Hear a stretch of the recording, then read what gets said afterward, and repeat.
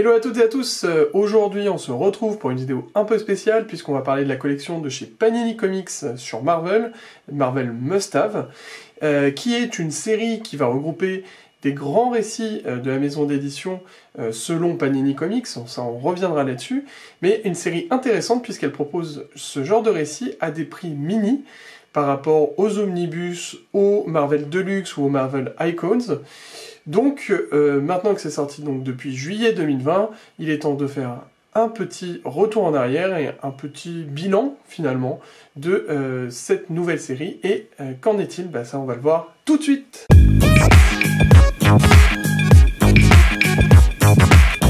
Alors, cette collection Must Have, elle a donc débuté, comme je vous l'ai dit, en juillet 2020, et on retrouve parmi cette série pas mal de beaux titres, tels que Civil War notamment, donc qui peut être une bonne porte d'entrée pour les lecteurs. On va retrouver également du très bon X-Men, avec la saga du Phénix Noir, qui est quand même l'une des sagas majeures de chez X-Men, écrite par Chris Claremont. On va retrouver aussi le Gant de l'Infini, qui est aussi un des moments clés de l'univers Marvel, écrit par Jim Starlin, dont est inspiré Infinity War et Endgame pour ceux qui ont plus l'habitude de voir les films. Mais cette série va aussi donner d'autres titres qui, pour moi, ne sont pas forcément des must-have, peut-être pour d'autres, parce que peut-être que le personnage me touche moins, mais en tout cas, l'ascension de Thanos, par exemple, c'est pas forcément quelque chose qui est incroyable. Le run de Donny Cates aurait peut-être plus sa place, ou d'autres titres de Thanos. Voilà, Deadpool Massacre Marvel, voilà, c'est peut-être moins ma sensibilité, mais je trouvais pas que ça soit quelque chose d'important. Après, sur le personnage, oui, c'est un récit qui est quand même majeur. Donc voilà, vous voyez, c'est un peu cet ensemble-là comment dire, de récits qui est livré, et je vais vous en présenter quelques-uns qui sont issus de ma collection, et que je trouvais important. Et vous présentez même le contenu, ce que contenaient finalement ces must-have, à prix allant de 14,95 à 19,95 pour les plus chers. Je ne crois pas qu'il y ait d'autres prix.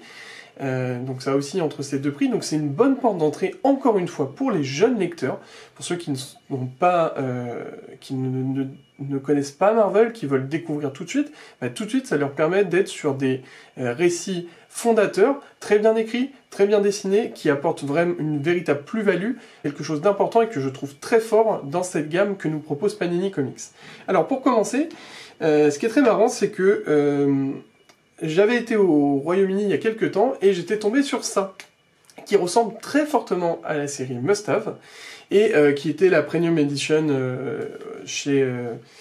au Royaume-Uni, qui avait été édité en 2018, il me semble, et donc ça reprend plus ou moins les mêmes codes, c'est-à-dire, donc là c'était à 20 livres sterling, donc c'est un peu le même délire, qui reprend un titre majeur, donc là c'était Wolverine Old Man Logan, qui est d'ailleurs très bon, je vous le conseille, mais ça c'est à part, et qui reprend donc une couverture cartonnée, donc ça, bon point, des pages glacées à l'intérieur, très bon point, et donc voilà, un run majeur sur un personnage, ici Wolverine. Donc, pour faire le lien avec Wolverine, il y a autre chose que je trouvais intéressant dans les must-have, et c'est le premier que j'ai acheté, il me semble, c'est La mort de Wolverine, donc écrit par Charles Soule et dessiné par Steve McTimmon, qui finalement va traiter, donc, comme son nom l'indique, de la disparition de Wolverine. Celui-là, il est à 14,95 parce qu'il regroupe que 4 numéros. Donc ça aussi, c'est très disparate, hein. Vous allez voir, entre certains qui regroupent 5 numéros, d'autres qui vont regrouper 12.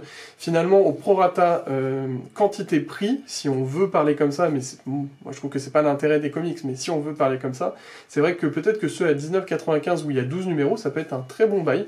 Donc, à retenir. En tout cas, donc le Wolverine, la mort de Wolverine, je trouve que dans cette édition-là, c'est parfait. Après, si vous voulez plus approfondir, il me semble qu'il y a un Deluxe, ou même deux Deluxe, si je dis pas de bêtises. Enfin bon, bref, il y a du Deluxe où vous pouvez plus approfondir. Moi, sur Wolverine, ça me suffisait amplement, donc c'est une bonne idée. Il y a un Daredevil qui est intéressant. L'homme sans peur, si je dis pas de bêtises, tout simplement, comme le nom de Daredevil, que l'on trouvait initialement dans cette Icons, et qui reprend en fait une partie du run de Frank Miller avec John Romita Jr., et c'est la partie où Karen Page va descendre aux enfers, Daredevil, donc Matt Murdock qui est son qui est son ex-copain, qui vont revenir ensemble. Donc tout ça, ça va montrer la descente aux enfers, et c'est un très bon run. Vraiment, de toute façon, sur Daredevil, il n'y a pas à se tromper, toute la partie de Frank Miller est très très bonne. Donc ça, vraiment, je vous le conseille amplement. Si vous voulez vous lancer dans du Daredevil, c'est topissime. Donc là aussi, et je pourrais pas vous dire le prix parce que je ne sais plus, mais c'est très intéressant. Après, on va partir sur du Spider-Man. C'est le personnage le plus représenté de la catégorie Must-Have. Alors, c'est pas forcément toujours le même Spider-Man, puisque il y a Miles Morales, donc le Spider-Man de l'univers Ultimate, qui prend la suite du Spider-Man Ultimate. Franchement, c'est trop bon. Ça, c'est une chose que j'adore. Le Miles Morales, peut-être que vous l'avez découvert à travers l'animé. C'est vraiment très très bon. Donc ça reprend le run démarré sur Ultimate Spider-Man 2011, qui reprend les 5 premiers numéros, là aussi à 14,95, et qui introduit en fait Miles Morales. Donc là aussi, c'est un très bon point de départ si vous voulez commencer à lire du Spider-Man Miles Morales.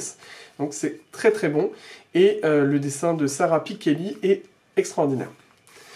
Ensuite, alors là je peux pas vous le présenter, je vous le présente qu'en Deluxe, parce que je l'ai trouvé en Deluxe avant que soit édité le run de Spider-Verse. C'est très très bon, puisque c'est Dan Slott avec notre Olivier Coipel national. C'est du très très bon ça, parce que Dan Slott va introduire énormément de nouvelles choses dans l'univers, se servir de personnages qui étaient... Enfin, pas de personnages, de vilains très importants de Spider-Man. Et il va créer une véritable mythologie autour de ça. Il va introduire de nouveaux personnages comme Spider-Gwen. Et c'est vraiment du très bon ça. Hein.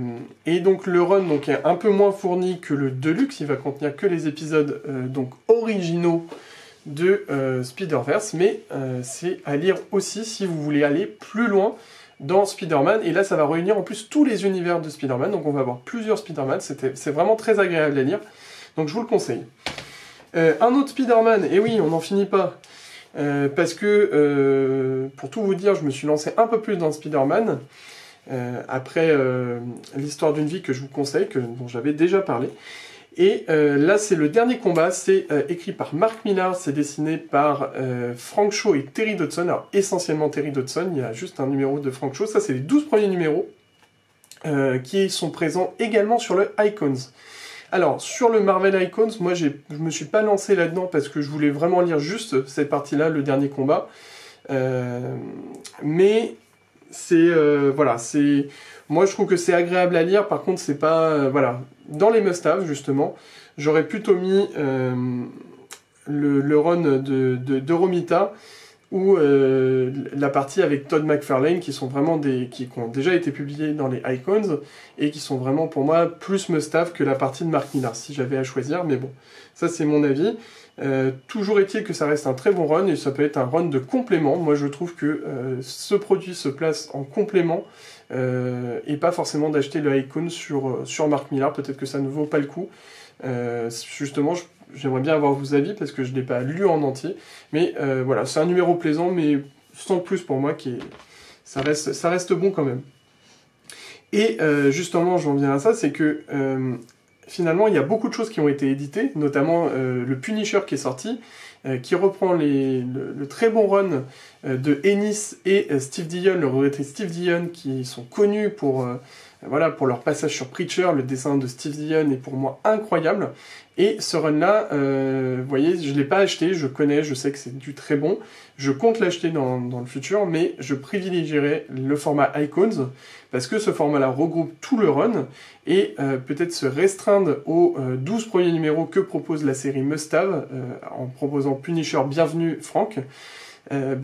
Pour moi, ça reste restrictif, et c'est peut-être le seul point noir que je vois dans cette série Must-Have, c'est que il propose certains runs qui sont déjà présents dans les Icons, et si vraiment vous êtes fin connaisseur, que vous voulez pousser, vous allez plutôt vous tourner vers le Icons, puisqu'il va contenir plus de récits, ça va aller plus loin dans l'œuvre d'un auteur, d'un artiste, voire des deux, et c'est peut-être en ça que cette collection a une limite, Pour autant, ça reste quand même des très bons titres qui sont proposés. Et le dernier que je suis en train de lire, donc je pourrais pas vous faire une review entière, c'est pour ça que je l'ai gardé en dernier pour vous le présenter, parce que c'est un des très bons runs récents sur Hulk, c'est Planète Hulk. Ça c'est du très bon, hein, Greg Pak au scénar, c'est top. Donc ça aussi, Planète Hulk. Donc voilà, va être listé dans cette vidéo tous les titres qui sont déjà sortis. Je vais vous parler des prochains titres qui sortent, parce qu'il y a du lourd qui va sortir, il y a 2-3 choses intéressantes. Notamment, dès la semaine prochaine, dès le 10 février, va sortir le must-have sur Black Panther, qui est la Panthère Noire, qui est un des runs qui est très sympa à lire sur la Panthère Noire. Donc ça, c'est dans ma wishlist et je vous le conseille. Peut-être qu'il y aura un retour dessus d'ailleurs. Il y a aussi Captain America, pardon, pas Captain America, n'importe quoi. Captain America, le soldat de l'hiver, qui est un très bon run là aussi de Ed Brubaker. Donc ça, top.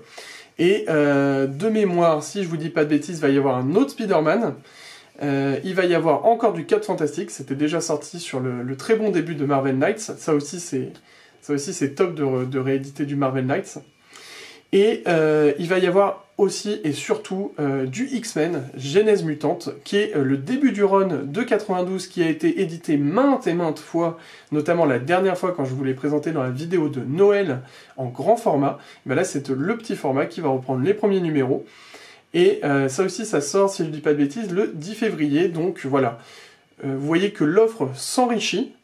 Et il y a peut-être d'autres runs qui pourraient être visés. Donc surveillez cette collection. Moi je trouve que pour conclure, cette collection est vraiment une petite pépite, dans le sens où elle va permettre aux moins connaisseurs de se lancer dans les comics. Vraiment, il y a certains titres qui vous permettent d'entrer dans un personnage et de poursuivre derrière, notamment Miles Morales, mais pas que. Daredevil, c'est topissime. Frank Castle, pardon, Punisher, c'est top. Donc voilà, vous voyez, il y a plein de petits, comment dire, cailloux pour essayer de rentrer dans l'univers et retrouver son chemin dans l'univers Marvel. Et parce que le prix est intéressant pour le format qui est proposé.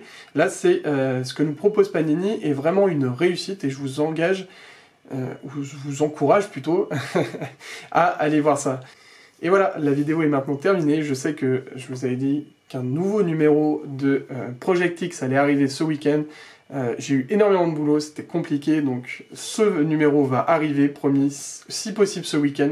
Je fais le maximum pour vous proposer l'épisode 1 de la saison 2 sur l'intégrale 75-76, et puis bientôt aussi un peu de 5 minutes rétro, parce que c'est cool.